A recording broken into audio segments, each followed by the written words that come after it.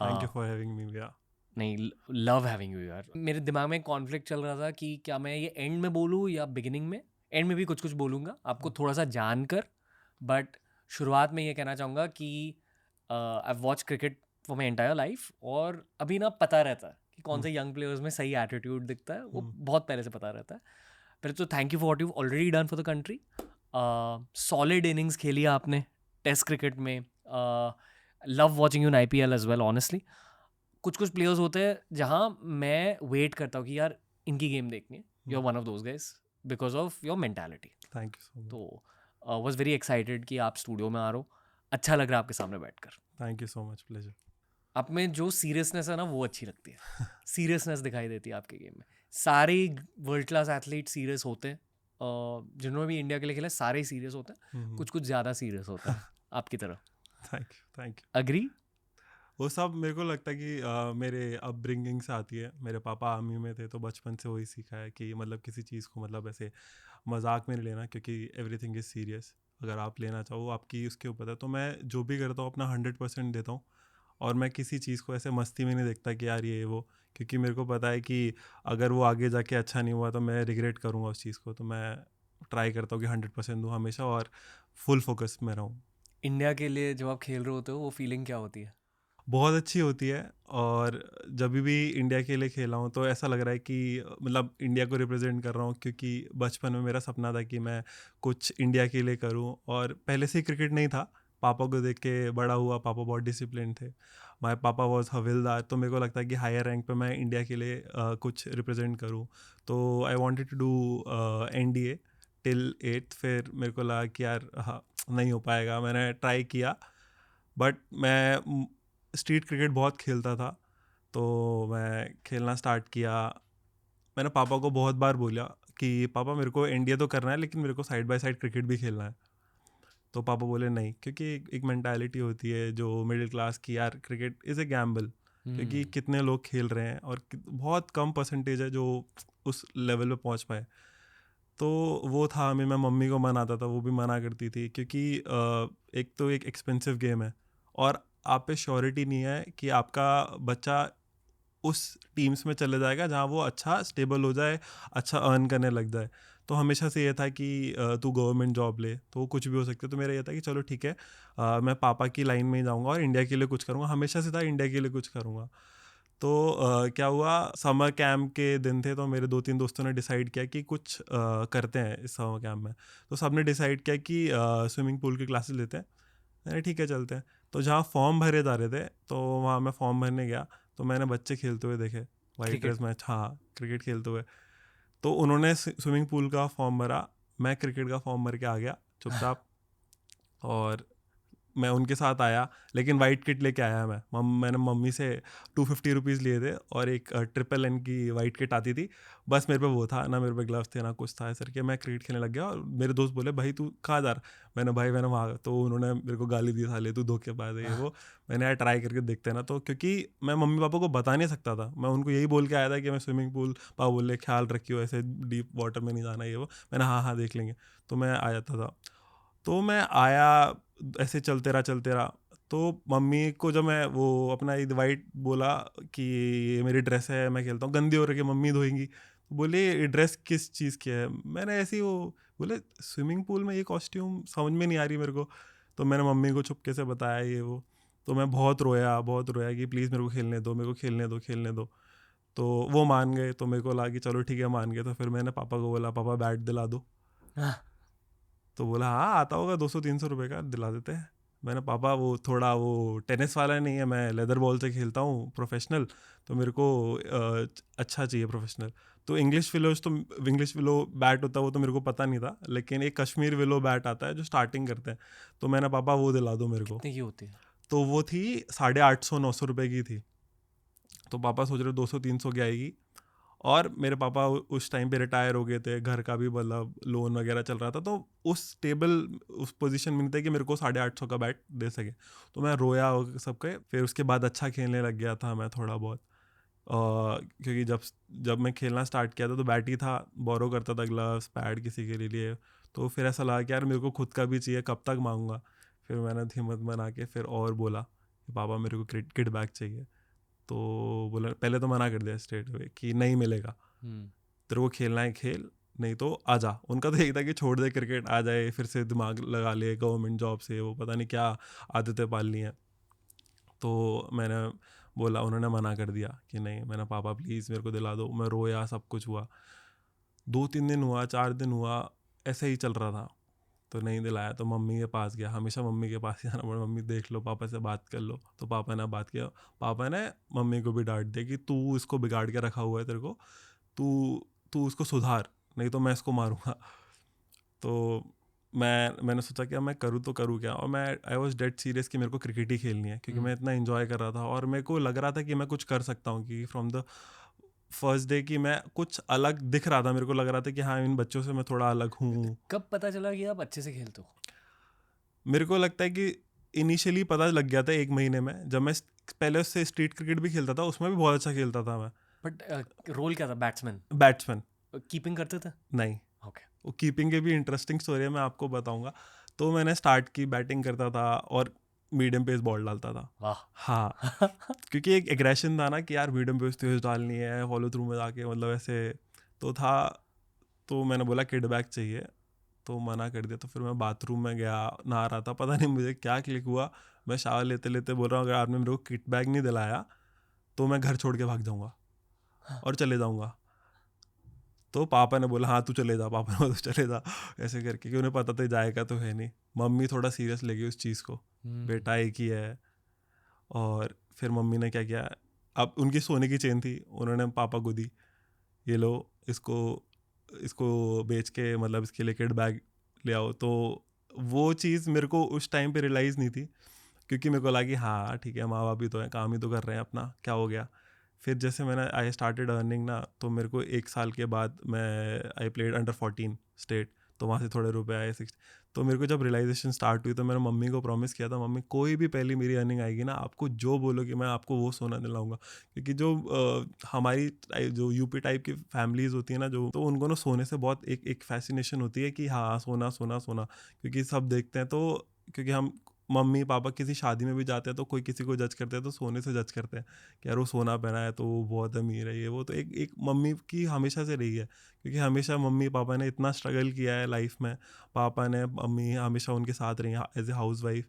तो मेरा ये था कि अब मैं दिलाऊंगा, मैं आप जो बोलोगे दिलाऊंगा। तो मेरे को जब अच्छा 14-16 में इतना नहीं कमा पाता था, बहुत ऐसे 1000 में 7-8,000 पर मैच ऐसे। जब मैं अंडर 19 वर्ल्ड कप खेला, जब मेरे को थोड़ा अच्छा खासा पैसा मिला, तो मैंने मम्मी के लिए बहुत सारा सोना खरीदा, सिर्फ सोना खरीदा मैंने, लो मम्मी।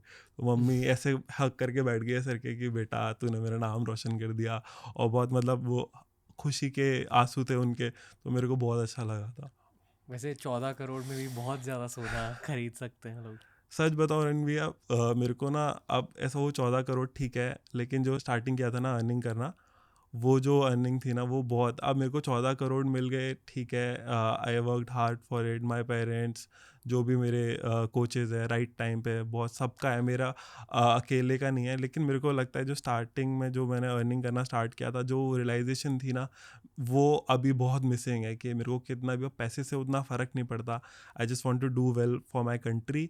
तो बस वही है कि अब जो भी है ना, मेरे को जो भी आता है मैं पापा को दे देता हूँ, पापा प्लीज़ मेरे को नहीं चाहिए कुछ भी, सच में लिटरली उनका अकाउंट दे रखा है मैंने, कि यार पापा आप देखो, क्योंकि मेरे को कोई फैसिनेशन है ही नहीं पैसे से, ठीक है यार। मेरे को बस ये था कि मेरे को ना अपने माँ बाप को ना अच्छी लाइफ देनी है, क्योंकि उन्होंने इतना स्ट्रगल किया है। आई एम श्योर सबके करते होंगे, लेकिन मैंने तो अपने माँ बाप को स्ट्रगल करते देखा है, कितना स्ट्रगल किया है। तो मैं जो भी करना चाहता हूँ अभी तक, अभी भी वो उनकी ऐसी मेंटालिटी है। तो मम्मी के पैरों में दर्द होता है, पापा की भी एज हो रही है, तो मैं बोलता हूँ कि एक केयर टेकर रख लो, वो भी मना करती हैं, क्या हो गया मैं कर लूँगी ना, तो क्यों किसी को रुपए देने। उनकी ऐसी मेंटालिटी है अभी तक, क्योंकि वो एक एक पैसा उन्होंने सींच के मेरे को खिलाया है, दीदी को पढ़ाया है। तो वो वाली चीज़ देख के मेरे को लगता है कि यार पापा अब तो मैं कमाने लग गया, अब तो कर लो यार। लेकिन अभी तक वो ऐसे बोलते कि क्या करेगा, वेस्ट होंगे रुपए, मैं कर दूंगी ना ये वो। तो फिर मैं कभी कभी गुस्सा भी आता हूँ, क्या किसके लिए कमा रहा हूँ, मैं आपके लिए तो कमा रहा हूँ। तो वो अभी भी समझा रहा हूँ, लेकिन समझते नहीं है तो माँ बाप। बट क्या उन्हें ये फीलिंग अच्छी लगती है कि उनका बेटा एक बहुत की प्लेयर है? उनको सबसे अच्छी चीज़ लगती है कि बेटा देश के लिए खेल रहा है। जब भी मैं इंडिया मैच खेलता हूँ ना, चाहे मैं आउट भी हो जाऊँ, तो इतना अरे कोई बात नहीं, जब तू तिरंगे में दिखता है ना तो मेरा सीना फक्र से चौड़ा हो जाता है। अब मैं उस स्टेज पे मेरे को लगता है कि मैं अपने बारे में इतना सोचता नहीं हूँ, मैं माँ बाप के बारे में सोचता हूँ जब भी छोटी छोटी चीज़ें होती है ना, क्योंकि उन्होंने इतना स्ट्रगल किया है ना। लाइक पापा मम्मी की एज ऑलमोस्ट अराउंड 60 हो गई, उन्होंने उसमें से कम 50 साल तो स्ट्रगल में निकाले हैं। अभी जाके जब मैं अंडर 19 खेला था ना, पापा के पास वो था, डेट था, तो मैंने वो चुकाया है। तो पापा भी बोलते हैं बेटा पूरी उम्र बाद मैं कर्जे में था, पूरी उम्र मतलब सबके ऐसे नमस्ते किसी का ये वो। तो सच में बहुत किया है, क्योंकि जब मैं क्रिकेट खेलता था, पापा जब पेंशन थी, पापा जब कुछ काम नहीं करते तो पापा को एक जॉब लेनी पड़ी मेरी वजह से कि खर्चे नहीं निकल पा रहे। तो पापा एक नगर निगम में गेट खोलते थे, मतलब पापा हैड ए पिस्टल, क्योंकि आर्मी में थे तो एक लाइसेंस, तो वो पापा एक किसी के बॉडीगार्ड थे। तो मैं जब भी दिल्ली से कोई मैच वगैरह खेल के आता था तो वहीं रुकता था पापा के पास, क्योंकि पापा की ड्यूटी खत्म होती थी, फिर हम बाइक पे घर जाते थे, क्योंकि वो नगर निगम था, वहीं बस स्टैंड था, वहीं पापा का ऑफिस था। तो मैंने पापा को लिटरली डोर खोलते हुए देखा है मैंने सबका। तो मैं सच बताऊं, उस टाइम पे मैं मतलब पापा को नहीं बताया, लेकिन मैं घर आके थोड़ा मतलब रोया कि मैंने पापा मेरे लिए क्या कर रहे हैं। तो मेरे को वो था कि नहीं यार, अब पापा का मतलब वो हो गया, जिसका वो डोर खोलते सबके पापा को डायरेक्ट मैसेज आता है कि नेमी, पापा का नाम नेम सिंह है, नेमी तूने बहुत किया है वो। तो मेरे पापा को इतने बड़े आदमियों के जो भी थे इनके गेट खोलते थे, तो उनका कॉल आ रहा है, तो पापा बोलते हैं कि मतलब रोज आते वो मतलब ऐसे करते हुए।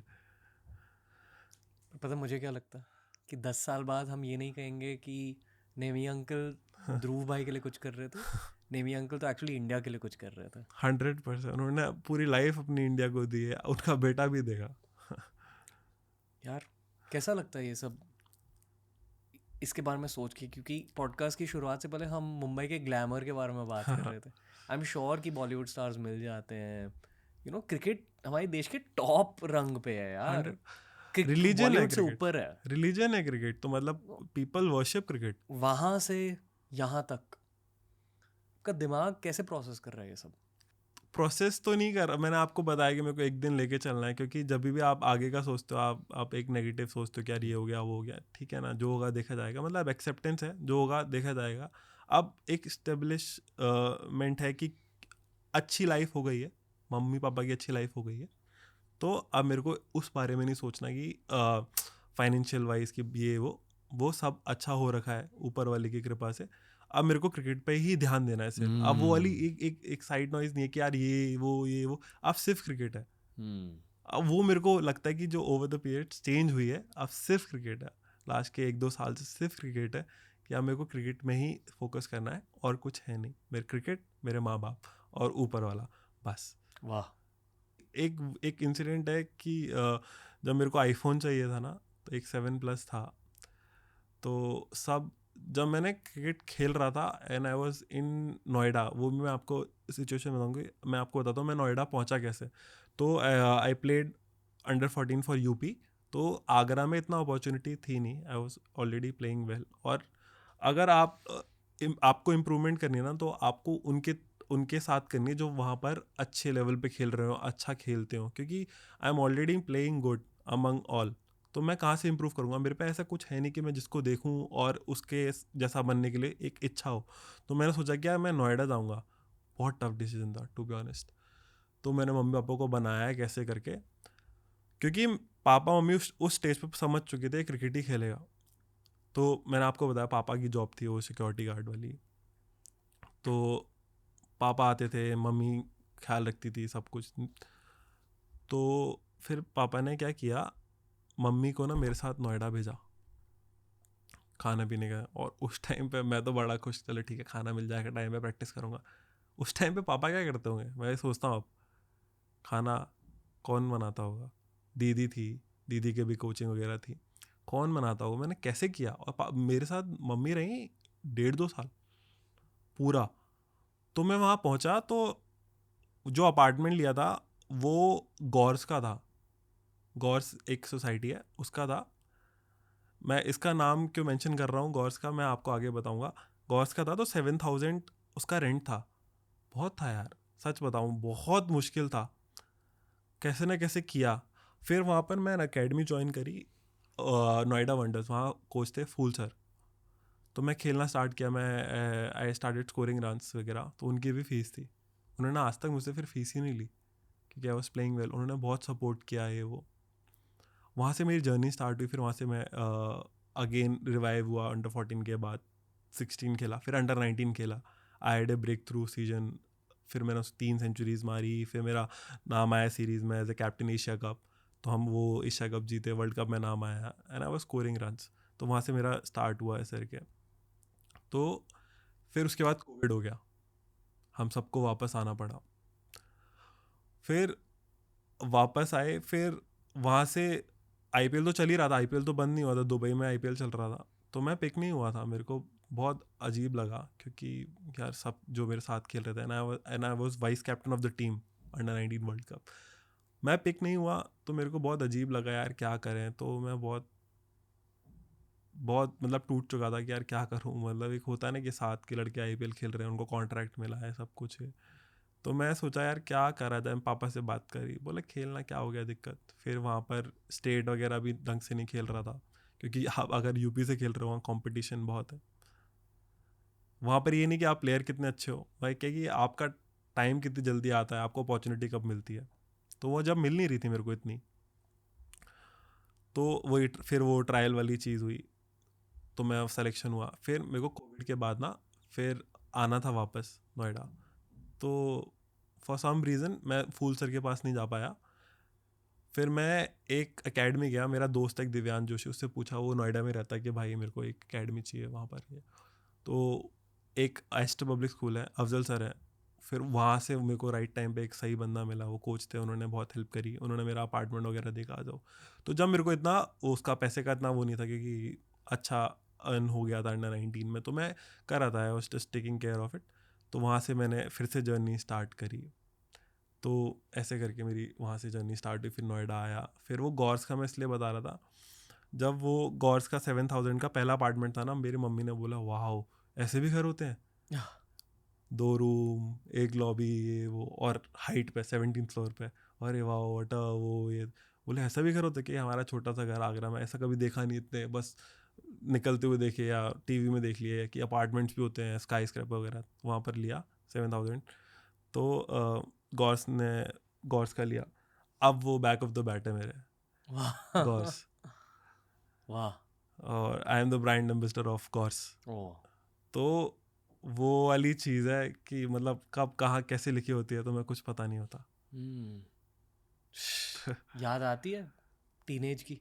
बहुत याद आती है, बहुत स्ट्रगल किया है क्योंकि ऑटो से जाना, कभी पापा ने एक्टिवा ली थी, वो उस पर ईएमआई पे वो मेरे पास भेज दी थी, खुद जाते थे ऑटोज वगैरह से। तो भाई बहुत अच्छा, मतलब आई एम ग्रेटफुल कि मेरे साथ ऐसा हुआ। और जो भी मेरे को लगता है हायर लेवल पे खेल रहा है, उन सबकी स्टोरीज होती हैं। शायद अगर वो सब नहीं हुआ होता, फिर आप 14 करोड़ का कॉन्ट्रैक्ट हैंडल नहीं कर पाते मेंटली। और अगर वो नहीं हुआ होता तो मेरे को लगता है 14 करोड़ का कॉन्ट्रैक्ट मिलता भी नहीं। हम्म